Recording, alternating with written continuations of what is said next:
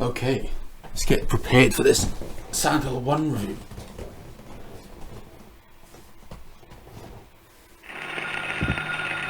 What's that? Huh, radio. What's going on with that radio?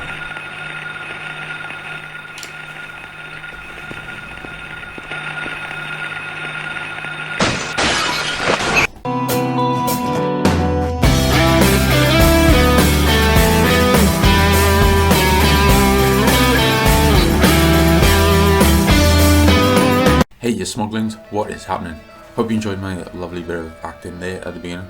But today we're going to talk about Silent Hill 1. This is the original Silent Hill that came out on PS1, that was developed by Team Silent and published by Konami.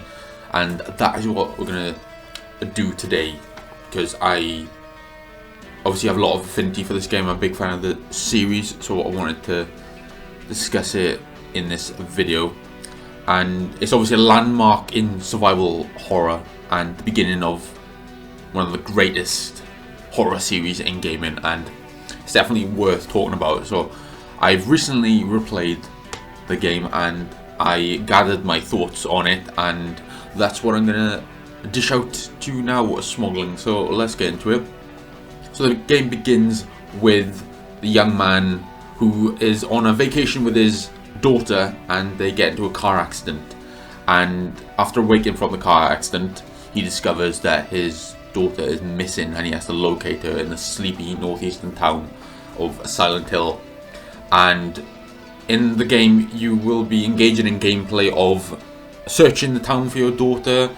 You'll be solving puzzles, you will be battling the various monsters that you will find, and as it is a survival horror game, you will be trying to survive these dangerous situations, and you'll be very limited on your ammo and resources, and it'll be difficult to get by in some cases, and that is what makes it so engaging, and that is what is a big selling point of the genre, is that it is very difficult to get by and get past these monsters and solve a lot of the puzzles. And it's very common in the PS1 era that the puzzles were difficult to solve and you'd need guides, and I'm going to be completely honest, because I really like guides. I used a guide for this because my brain doesn't work as well as it used to. Some of the puzzles are quite complex, and it does make it easier to obviously consult a guide, and it makes life easier, and that's what I'm all about, just make my life easier. So I wanted to do that, and this game has some unique features to it as well, and it has on the other end been criticised for being very similar to Resident Evil, which came out a few years prior, which in turn was very derivative of Alone in the Dark, which is sometimes forgotten about in the survival horror conversation, but that was obviously a landmark in survival horror, and that is what it's been criticised for, being quite derivative in terms of the actual gameplay of the game. And I do understand that, but it's not uncommon for companies to create competitors for rival studios, so that is what Konami did there, and I don't blame them for that at all. And I think the most unique presentational feature about this game is that it is engulfed in a shroud of fog, and you'll be trying to get through this fog-covered landscape, which is the town of Silent Hill, and it's an amazing character in the series and in this game, and it's constantly changing and evolving, and it is so unsettling. And it really struck me this time playing it how unsettling it is to move through the town and how much it changes, because that is really unsettling upon certain times, the way that you will question whether something has changed when you have passed it and returned to it. And I really love that. It's very modern and very contemporary, even though it's a PS1 game. The adaptability of the environment feels very modern, and I did appreciate that quite a lot. And it's interesting to note that the fog is due to a technical limitation, that they couldn't create a very good draw distance, and because they weren't able to render that far ahead of the character, they had to create some sort of obstacle to reduce the visibility of the player, and that is the fog.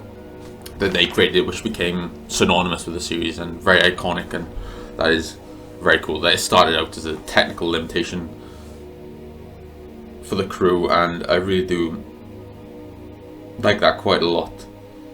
And unlike a game such as Resident Evil, the character is not trained in combat and he's an ordinary man. There's a smattering of different influences in the game. You can see the injection of Japanese horror, and that makes sense as this was developed in Japan. And then you can also see the injection of Stephen King's stories in the game, and you can also see the influence of a show such as Twin Peaks in the surrealism of the town and the design of it. And it wears a lot of these influences on its sleeve, and you can also see the influence of a film such as John Carpenter's The Fog, and it takes inspiration from some of the best places that you can possibly take inspiration from. And it's a testament to the game that it forges its own identity despite the fact that it's taken a lot of influence from these iconic pieces of work, and it really does add to the character of the game. And I think to contrast it to Resident Evil, I think Resident Evil took a lot of inspiration from the films of George A. Romero, a lot of zombie horror films, and it was trying desperately to be an American horror game. And even though Silent Hill is taking inspiration from a lot of pieces of work that are American, it maintains its identity of being a Japanese product through and through, and I appreciate that confidence, because that is something that wasn't really appealing to me about Resident Evil, is that it is trying so hard to be a Western horror game, and that doesn't appeal to me as much as the Japanese style of horror. I just find the Japanese horror so much better, quite honestly. So that really did appeal to me for this particular game and the rest of the series in general. Something that is very unique about this game is that you have a radio, and your radio notifies you of the presence of enemies, and you will hear the radio go in when enemies are coming closer to you. And it's something that wouldn't immediately strike me as a smart idea, because it would alert you to the enemy's presence, therefore you wouldn't be as scared. But the opposite is true, because you understand that the enemy's presence is looming, and you become more terrified because you're dreading what actually comes out of the shadows. Really smart decision they made there to include that particular mechanic, because it's so unique and incredible and such a great tool for terror. And I don't know if I'd been smart enough to know to include that for the benefit of the game, so I gotta applaud Team Silent for having that in the game, because it's really clever as a device for inducing horror. I want to talk a little bit about the sound, because it is a massive part of the series, and it obviously started here. And we have the composer of Akira Yamaoka, which is one of my favorite composers. He makes amazing music, and it really is a great variety of different tracks here, and he uses a lot of different instruments here. And his music changed once we got to the second installment, and I do prefer that soundtrack. That is one of my favorite soundtracks of all time, the soundtrack to Silent Hill 2. But the music is very good here, and we have a lot of industrial tracks for the other world, and some very surreal, dreamlike tracks for the fog world, and love listening to it. And we obviously have the sound design of Harry Mason walking along the road, and you hear his footsteps quite clearly, and you have the sound design of the monsters and the various enemies that you face, and it's all excellent, really well done here, and I really did like that. I will say that the acting is not great, but that is not unique to this game at this particular time. Voice acting wasn't really a priority at this time. It was very early in the presence of voice acting, and as games moved to 3D, they were starting to find their footing with voice acting, and that's what's happening here. I don't think these guys are professional voice actors, and I don't think I actually know who most of the voices are, which is unique, because I know a lot of the actors that starred in subsequent entries, but I don't believe there's anyone of note in this particular game, but I could be wrong there.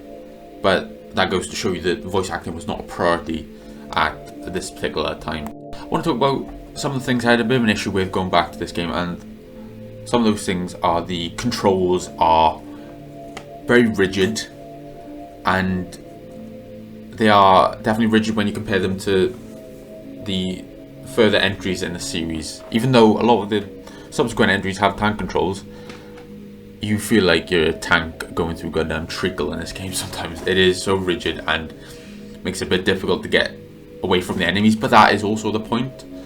But I still think that you should maintain a level of great control when you're having a survival horror protagonist, and we've obviously seen modern games create a lot of terror despite having contemporary controls that are very accessible to the players. But that is obviously a product of the time, and the PS1 wasn't obviously very advanced with a lot of the responsive controls, and that is completely fine as a product of the times. And I will say that sometimes the loading screens are very slow, but that has to be expected as is a PS1 game. But getting used to modern loading times is a bit of an issue here, because you have to adapt to how it was at this particular point, and it takes a bit to get used to, but once you do, you're absolutely fine. But it just takes that little bit of getting used to. It's really funny playing this game again, because I remember certain experiences I had when I first played it, of facing the Grey Children once you first get into town and trying to avoid them before Harry passes out, and you try to survive for as long as possible. I remember doing that with my mates when we would try to survive as long as possible before getting attacked by the Grey Children. And it's obviously a scripted sequence that you are supposed to get swarmed by them, and then you wake up at the 9 to 5 cafe. But we'd always try to wait as long as possible to see how long we could last, and that was always really fun. And I will say that it's horrifying in this game not knowing what and won't kill you, because some things don't kill you when you think that they're enemies, and most of the things do. But it's funny because you will sometimes waste a lot of your ammo on things that won't kill you because you're not sure if they are an enemy or not. And that is the way that this game plays with your mind. It is such a psychological horror game and a horror experience, and it's really cool in that way. Very advanced for its time. And I also thought that the scale of the game is very big, and it's a lot bigger than I remembered. And the further games in the series tell more intimate stories, but this is a very epic story, and it's on a grand scale, which is unlike a lot of the entries in the series. And it's really interesting to see that. And there's also that legendary jump scare in the game when you get into Midwich Elementary School and you get scared by a cat. I remember being terrified by that all the time, and that is quite a good scare. I really did like that scare in this game. And in the environments of the game, in the various places that you go into, such as the Midwich Elementary School and the Alchemilla Hospital, you will sometimes walk through a door and you'll be in this liminal space. You'll be in spaces that don't make quite as much sense as they should, and you'll be in places that shouldn't exist, and you'll wonder how you got there, because you will be on one floor and you'll go through a door, then you'll end up on the second floor, and it really does mess with your head in that way. It's really great to see that, and I love that it does that. It really messes with your head still to this day, and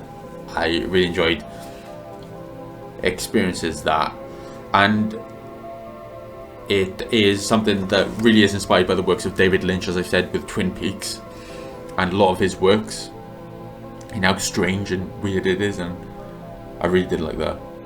And it speaks to the maturity of the game, that there's an entire subplot that involves drug trafficking, and I thought that was quite funny because I didn't remember that being as much of a presence, and I obviously knew that it was there because I played it before, but it's a much bigger presence than the game that I remembered, and I thought it was interesting that there's an entire subplot involving drug trafficking with Dr. Kaufman and Lisa Garland, these two characters in the game, and I really did think that was quite interesting, quite honestly.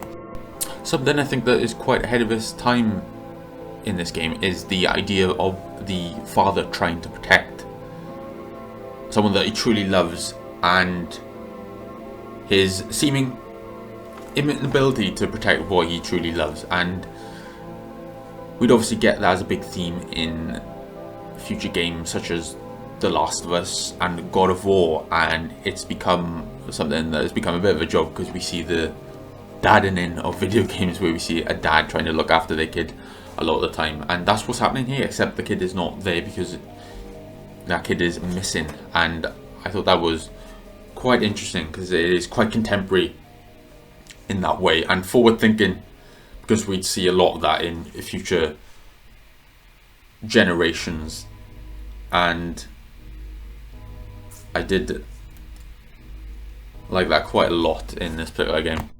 Obviously I'm going to be spoiling the game here, and you've had goddamn 26 years to do it, so I hope that you played the game Smauglings, or if you don't mind knowing the ending, I completely understand. You are welcome here all the same.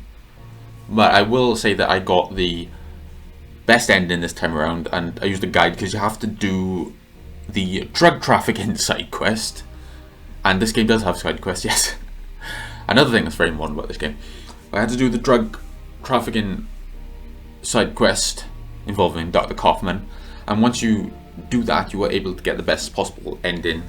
And we see that Harry Mason finds his daughter and gets out with Sybil Bennett, the police officer that you meet, and they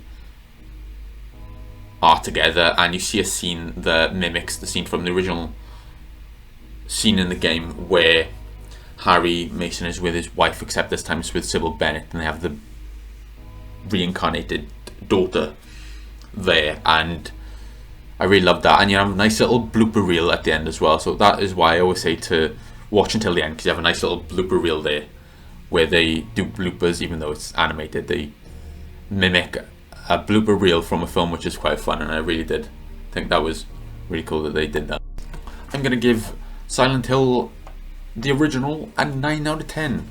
I think this is an astounding game, something that you definitely should experience, and it is incredibly atmospheric, disturbing, and effective as a survival horror game, and it's a landmark in the survival horror genre. It's one that every horror fan should experience, I think, and it was great going back to this game because I really do adore it, and my affinity for the second game is so much that I sometimes forget the impact of the first one, and I think this is something that everyone should experience, despite the familiar feeling of the gameplay. And it is like a lot of survival horror games in terms of the actual gameplay, but the presentation is very unique when you combine all the elements together, and it makes for an unforgettable horror experience. And I think everyone should experience this particular game if they're able to get it, because it is hard to get. I played it on my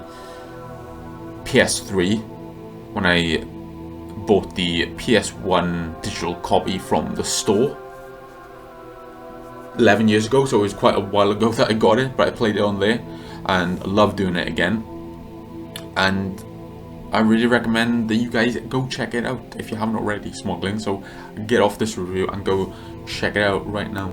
But that is my review for Silent Hill 1. I really appreciate you watching, Smauglings. Hope you enjoyed this. Let me know if you want to see more in terms of video game reviews. I will be doing more reviews of the Silent Hill series. I will be doing Silent Hill 2, the original game, next. So please look forward to that. And I really appreciate it, Smauglings. Please like, comment, and subscribe. And I will see you soon, Smauglings. So you guys take care, and I will see you soon.